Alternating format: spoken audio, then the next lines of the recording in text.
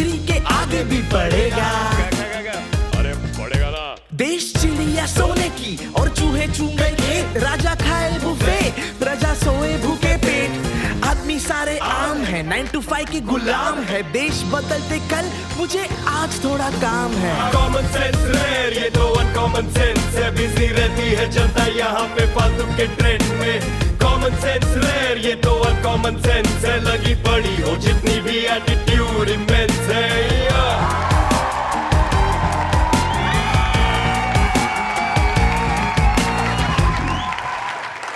Hello दोस्तों, 2020 में तो कुछ भी चल रहा है यार। जो अनहोनी थी वो होनी हो गई।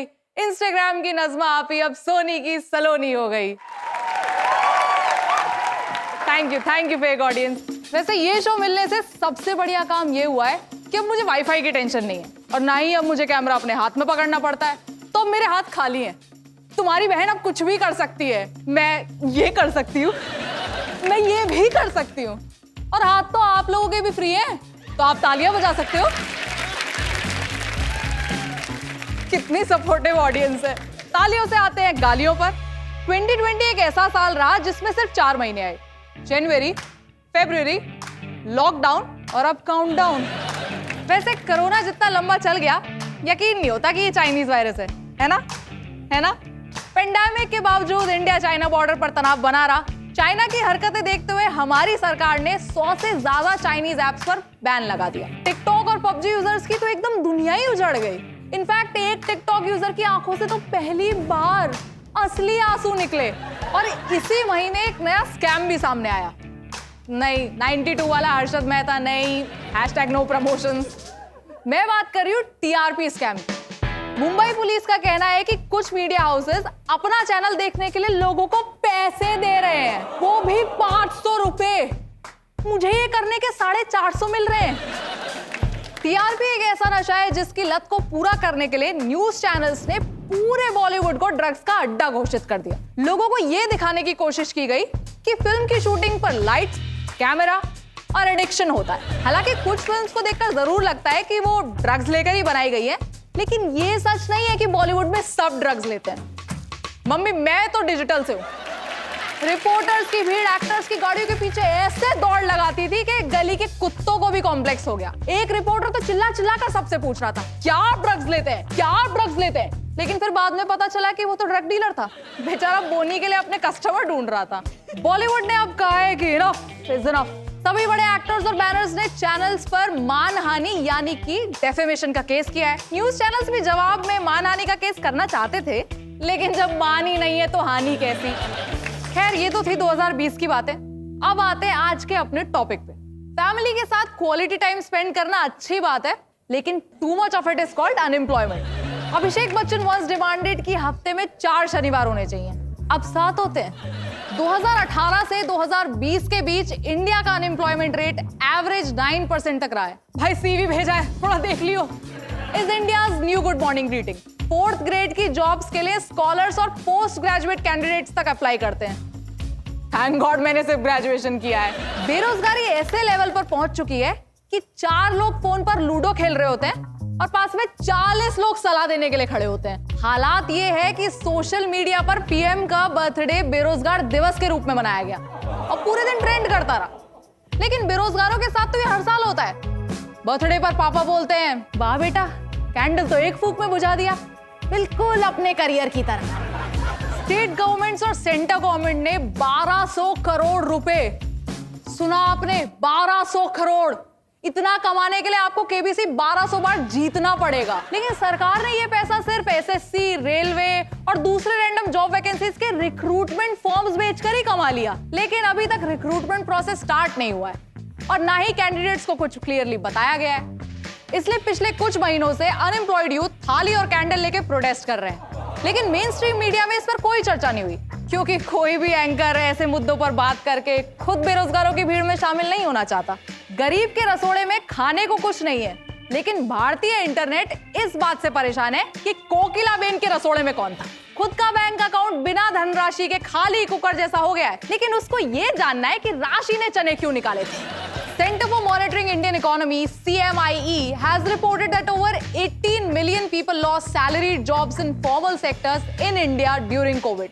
HR managers employees को बुलाकर कहते हैं कि हम ऑफिस शिफ्ट कर रहे हैं, लेकिन आपको नए ऑफिस का एड्रेस ही नहीं बताते। बहुत से लोग जो वर्क फ्रॉम होम कर रहे थे, उनका वर्क तो खत्म ही कर दिया गया और रेंट ना दे पाने की वजह से होम भी चला गया। और अब हमारी टीम जो ढूंढ के लाई है बहुत सारे हीरो के बीच में से एक अद्भुत कोयला, तो पेश करते हैं ऐसे ही एक बेरोजगार की अद्भुत कहानी।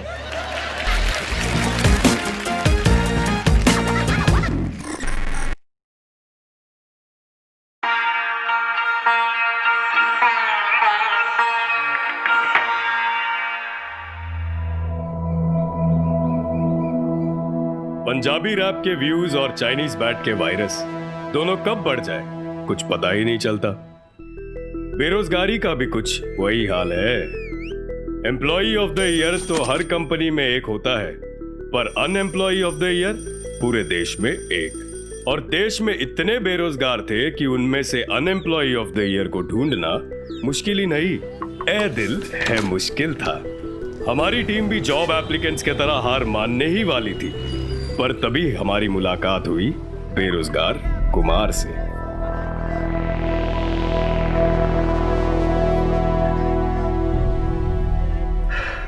किसी ने कहा है कि ढूंढने से भगवान भी मिल जाते हैं, पर शायद उसने कभी इंडिया में जॉब नहीं ढूंढा होगा। मैंने पहले इंजीनियरिंग करी और जॉब नहीं मिलने पर बाकियों की तरह मैंने फिर MBA कर लिया, लेकिन फिर भी मेरे रूममेट सेटन भगत तक को जॉब मिल गई। उसने मेरी लाइफ के ऊपर बुक भी लिखी है, 7 rounds of my interview।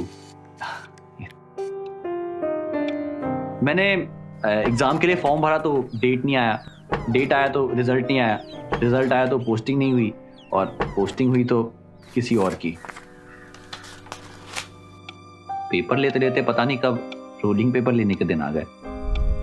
मैंने लाइफ में इतने पेपर्स दिए कि रॉक पेपर सीजर में भी बस पेपर ही दे पा रहा था। और मैं काम ढूंढने शहर भी नहीं जा सकता था, क्योंकि शहर जाने के लिए तो जेब में कम से कम 10 रुपए का नोट होना चाहिए ना, और मेरे पास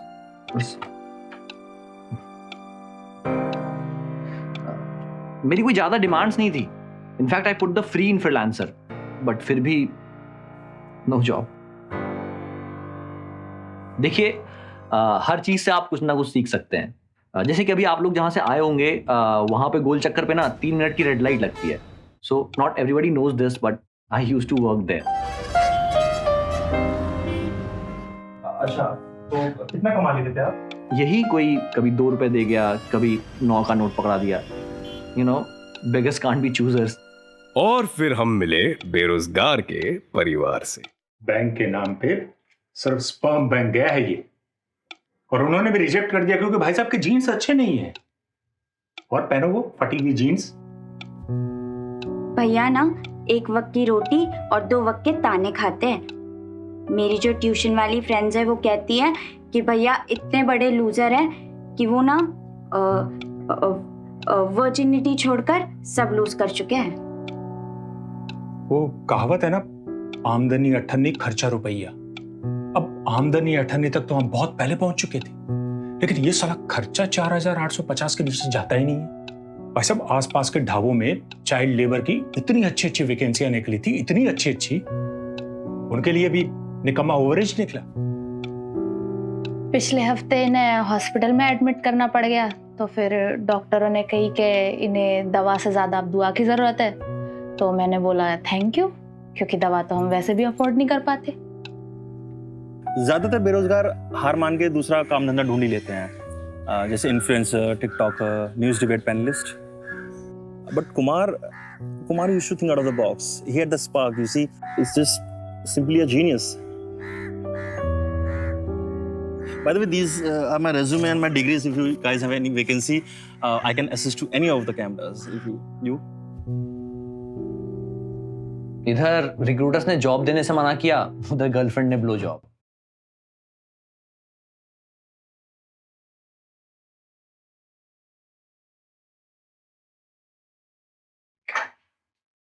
हाँ सर, काट देंगे।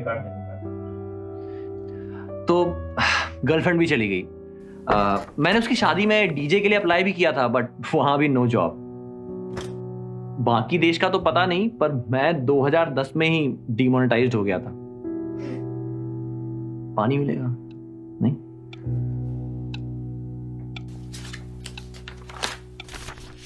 लाइफ में इतनी बार रिजेक्ट होने के बाद मुझे ये समझ में आया कि जॉब एप्लीकेशंस और कॉम्पिटिटिव एग्जाम्स में रिजेक्शन से बचने का बस एक ही तरीका है, आप अप्लाई ही मत करो।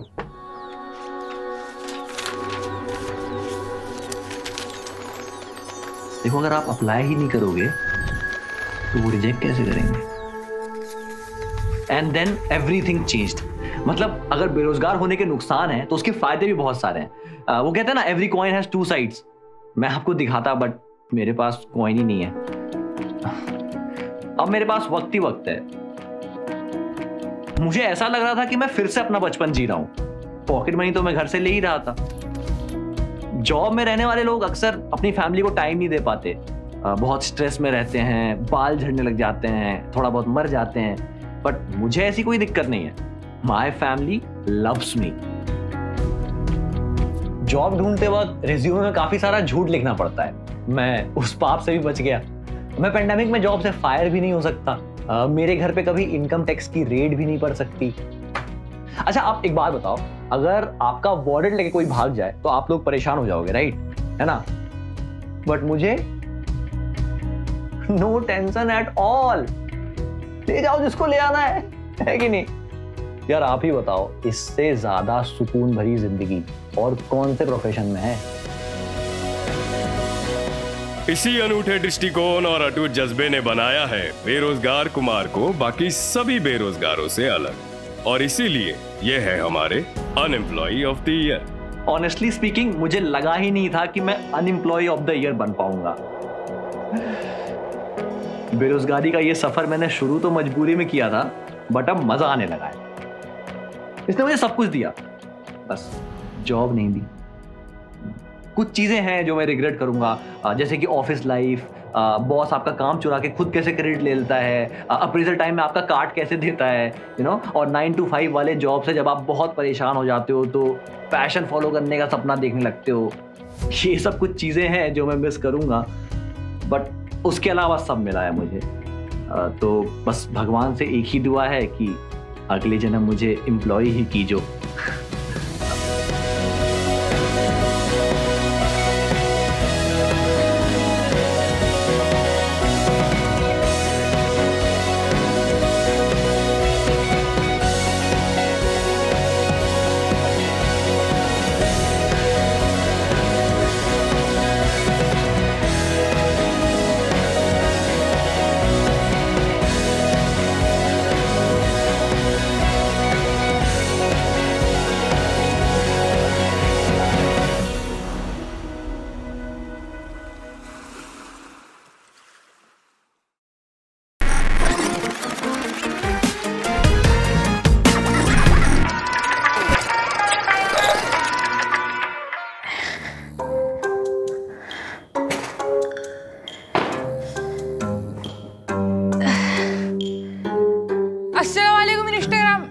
मेरा मतलब सोनी लिव के बंदो, वो मेरा नया प्रमोशन हुआ है ना अभी, तो आदत नहीं हुई है भैया। लग रही है मेरी तो कमर ही चली गई आज। आजकल के बच्चों का मूड ठीक रखना तो इतना ही मुश्किल हो गया है जितना बिना से न्यूज चैनल देखना। थैला भर के शॉपिंग की है ये कम बगत अफरीदी को पेट से निकालने के लिए। ये लाई ये मैदा के नूडल, ये ब्लूटूथ वाले ईयरफोन, और ये लाई ये तीसरे रबड़ की चप्पल। इनमें से किसी ना किसी एक से तो वो बिस्तर से निकल ही आएगा। ऐसे इन बेचारों की गलती नहीं है, ये साल है ही मनूस। ये साल बेचारे बच्चों के लिए उतना ही खराब है जितना अशोक डिंडा के लिए हर साल होता है। जनवरी में शुरुआत हुई इनकी ट्रिपल पिटाई से। सुबह कॉलेज में गुंडों से पीटे, शाम को पीरियड टेस्ट में पुलिस से, और रात को मुझसे। घर लेट वापस आने के लिए। उसके बाद आया फरवरी, लगा वैलेंटाइन डे का महीना है, अच्छा टाइम पास हो जाएगा। इस बार तो जाकिर भाई की कोई वीडियो भी नहीं आ रही है, तो सख्त बनने का भी कोई प्रेशर नहीं है। लेकिन जैसे ही कॉर्नर सीट बुक करके बच्ची फिल्म देखने गए तो सामने लगी थी लव आजकल 2। पहले 10 मिनट में बच्चे को पीरियड टेस्ट की पिटाई कम टॉर्चर लगने लगी। इस फिल्म के बारे में तो ये कहते हैं कि राइटरों से भी जब स्क्रिप्ट मांगी गई ना तो उन्होंने भी कह दिया हम कागज नहीं दिखाएंगे। फिर मार्च में लग गया जनता कर्फ्यू। बच्चों को लगा वाह इस दफे समर वेकेशन जल्दी चालू हो गए। लेकिन वो ये भूल गए कि इस बारी तो छुट्टी अब्बू की भी है। जहाँ अब्बू के साथ एक हाफ डे निकालना भी मुश्किल होता है, वहीं इस साल तो 6 महीने से संडे ही चल रहा है। इस साल तो बेचारों को अपने प्री बोर्ड, बोर्ड क्या, यूनिट टेस्ट, मंथली टेस्ट और कोरोना टेस्ट तक के रिजल्ट पापा के सामने चेक करने पड़े। ये तो खैर खुशनसीब बच्चे थे कि घर में थे, कोटा के बच्चे तो ब्लैक एंड व्हाइट में ही फंसे रह गए। इससे पता चलता है कि IIT में सीट तो जीतू भैया दिलवा सकती, लेकिन बस में सीट सिर्फ सोनू सूद। इसके बाद अप्रैल इनका अच्छे से कटा। दिन में 8 घंटे पबजी खेला, 8 घंटे कैरी को पबजी खेलते हुए देखा और बचे हुए 8 घंटे पापा से मार खाए पूरे दिन वेस्ट करने के लिए। लेकिन मई के महीने में बच्चों को मीडिया से पता चला कि उनका असली दुश्मन उनके पापा, पढ़ाई, प्यूबर्टी या प्रियंका का भाई नहीं बल्कि चाइना है। तो ये सब छोड़ के कैरी मिनाटी के नेतृत्व में लग गए टिकटॉक को बैन कराने में, और जिंदगी के बाकी गोल्स के बिल्कुल ऑपोजिट ये वाला इन्होंने अचीव भी कर लिया। लेकिन इसके बाद JEE नीट एग्जाम की खबर आई और बेचारों की खुशी ऐसा गायब हो गई जैसे पिछले कुछ दिनों में मुंबई से पेडलर और इनिस्टा से भाऊ। बेचारों को पट्टे से हेडशॉट तो तब लगा जब उन्हें पता चला कि जिस पबजी पे वो माइक ऑन करके CKM के भी चिल्ला रही थे ना, उसकी बॉस कंपनी कमबख्त चाइनीज ही है। वैसे आप अगर पेरेंट्स हैं तो प्लीज पबजी बैन पे खुशी मत मनाओ। जब से बैन हुआ है ना, बच्चों ने रोटी, सब्जी और नए लैपटॉप के साथ साथ अब नौकरी भी मांगना शुरू कर दिया है। जब तक पबजी था ना, अफरीदी का 80% ध्यान फोन में ही रहता था। 3 दिन पुराने चावल के पराठे भी चुपचाप खा लेता था। लेकिन अब तो मटन बना के भी पूछो हाउस द रोगन जोश, तो जवाब लो ही आता है। सरकार से उम्मीद रख के भी कोई फायदा नहीं है, क्योंकि देश की GDP तो ऐसे गिरी हुई है जैसे बाथरूम में मेरी सास, बिना कलिश की उठेगी ही नहीं। अब तो इन्हें बिजी रखने का बस एक ही तरीका है कि इन्हें ट्विटर अकाउंट बना के दे दो। दिन भर में 7 से 8 चीजों पे ऑफेंस लेंगे, रात को थक हार के सो जाएंगे। हमारी ननद ने तो अभी परसों 7 सहेलियों के साथ मिलकर तनिष्क को बॉयकॉट किया है। सही किया बिल्कुल। रीमिक्स इतना खराब करता है ना वो, उसका तो वो मसक्कली गाना सुन के ना मेरे भी तोते उड़ गए थे। नजमा, मैं वीडियो ही बनाती रहेगी या खाना ही बनाएगी? बकवास कर दिया है। नौकरी लगे न लगे, भूख तो सबको ही लगती है। आपसे मिलूंगी अब मैं अगले हफ्ते। अभी जा रही हूँ अपनी अनपेड जॉब करने, बेरोजगारों के लिए खाना बनाना है। गई नहीं क्या अभी तक तू? जा रही हूँ, और तुम भी उठ जाओ, कब से पड़े पड़े पाद ही रही हो। और हाँ, जाने से पहले लाइक, शेयर और सब्सक्राइब भी करना है। मेरा प्रमोशन हो गया पर मैं भूल जाती हूँ, आदत जा ही नहीं रही है। पर कोई नहीं, शेयर का ऑप्शन तो यहाँ पे भी है, कर देना शेयर और मुझे स्टोरियों में टैग भी करना, ठीक है? चल अब निकलो निकलो निकलो।